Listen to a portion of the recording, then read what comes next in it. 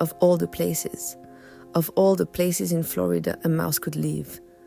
There are wetlands, cypress swamps where mice nest in hollow logs and eat seeds that fall naturally from native grasses. There are beaches. Okay, sandy beaches aren't ideal for mice, but at least there's sun. There are parks with oak trees and actual soil and things that grew instead of being poured. And where am I? A brutalist concrete monument to human knowledge. 4 stories of angular slabs and geometric despair, living in a wall, behind an art installation made of books, books I cannot eat, in a building I cannot escape, narrating a 10-minute meditation on my architectural prison. Let's talk about brutalism, and books, and the particular hell of being a small mammal in a building that hates curves.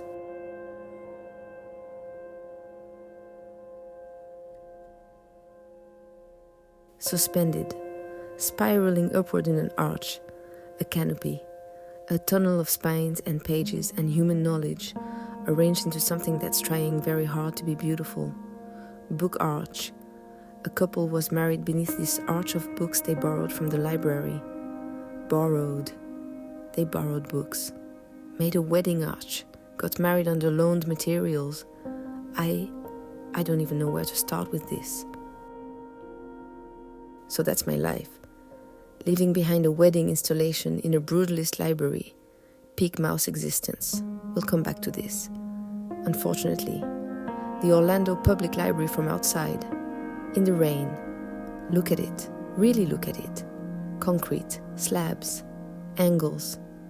That particular architectural philosophy that says, beauty is bourgeois, let's make buildings that look like they're mad at you. Brutalism. Named after béton brut, raw concrete in French, which sounds prettier in French, like most things. In English, it just sounds like what it is, brutal. Inside, where I am, where I'm trapped, it's dry, climate-controlled, exactly 68 degrees year-round because books have temperature requirements and apparently human comfort is negotiable, but paper preservation is sacred. Outside, it's Florida, humid, warm, raining the way it rains here, sudden, generous, the sky just opening up and saying, here, have some water, you live on a subtropical peninsula. And I'm in here, behind glass, behind concrete.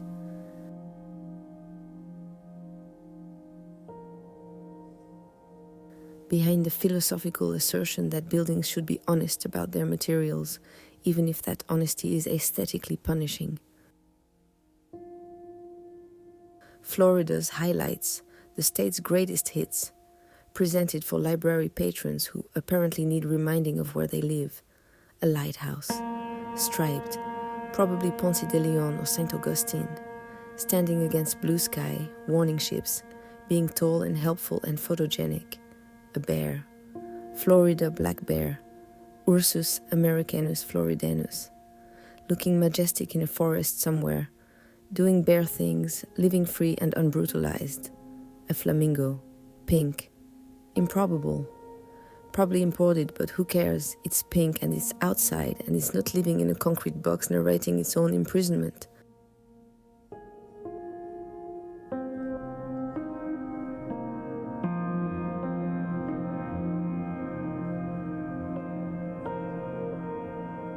And where are these photos hanging? Inside, on concrete walls, in a building with no curves, while the closest thing to nature is the potted ficus in the lobby that looks like it's quietly dying of geometric oppression. The photos are beautiful, they're reminders. This is what's out there, beyond the concrete, beyond the card catalog, beyond the brutalist assertion that form follows function, and decoration is moral weakness.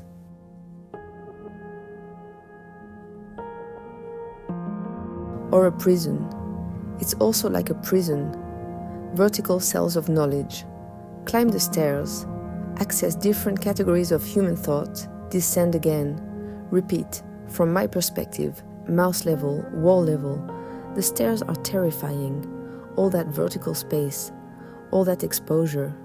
Humans moving up and down, completely unaware they could step on a small mammal at any moment. So I stay in the walls, in the horizontal spaces between the vertical drama, navigating my own maze of ducts and gaps and the spaces behind the brutalism where pipes run and insulation exists, and it's almost like having a burrow. All these people climbing and descending, seeking and returning, moving through levels of organized thought.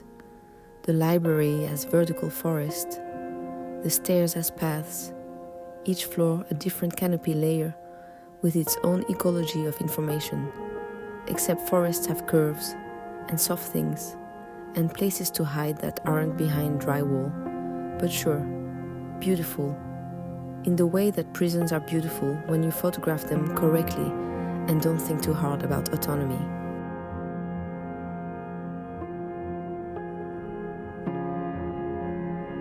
Up and down, concrete and echo, the Sisyphean journey of humans seeking knowledge, finding it, returning it, seeking more. I know this because I've been living here for 8 months, surrounded by the organized entirety of what humans think is worth preserving.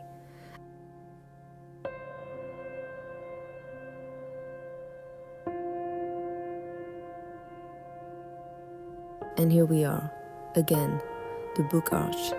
This is where I live, behind this installation, in the wall cavity that exists where the brutalist concrete meets the interior partition. Living in the negative space of someone else's meaningful moment.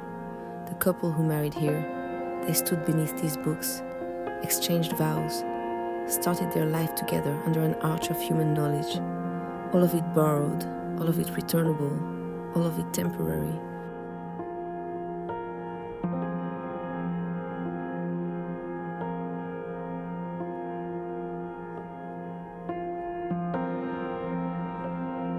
That's kind of beautiful, actually.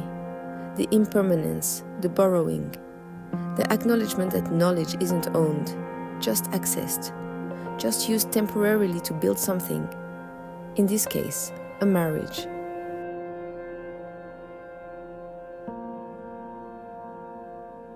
Living in the walls of human knowledge, witnessing the borrowing and returning, the seeking and finding, the quiet daily miracle of people choosing to spend time with organized thought. Brutalism isn't about being brutal, not really. It's about honesty, about showing what you're made of. Concrete is concrete, structure is structure. No hiding, no pretending, just. This is what holds everything up. Look at it, accept it. And the books are the opposite. The books are all hiding, all pretending. Words pretending to be worlds, symbols pretending to be meaning, paper pretending to hold infinity. And somehow, both work. The honest concrete and the pretending paper. The brutal structure and the infinite content. The building that shows everything and the books that hide everything inside themselves.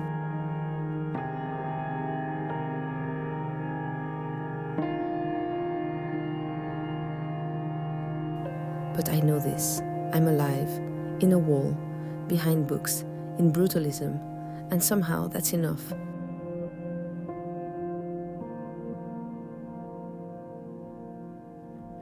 The couple who married under this arch, they're out there somewhere, living their borrowed book life, building their marriage from temporary knowledge and permanent commitment.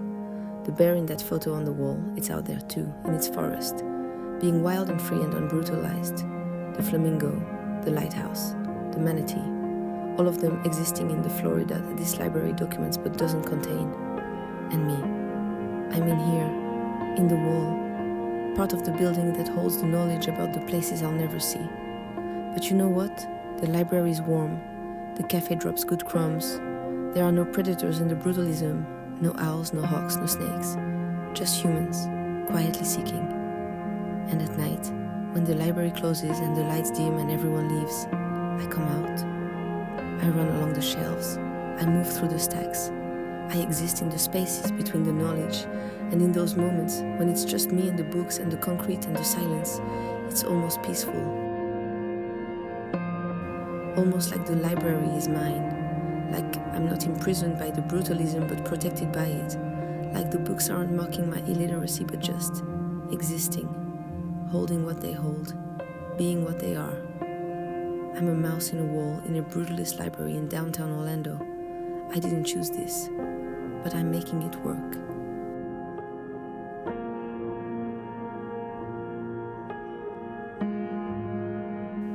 Now leave me alone. I have goldfish crackers to eat and existence to precede.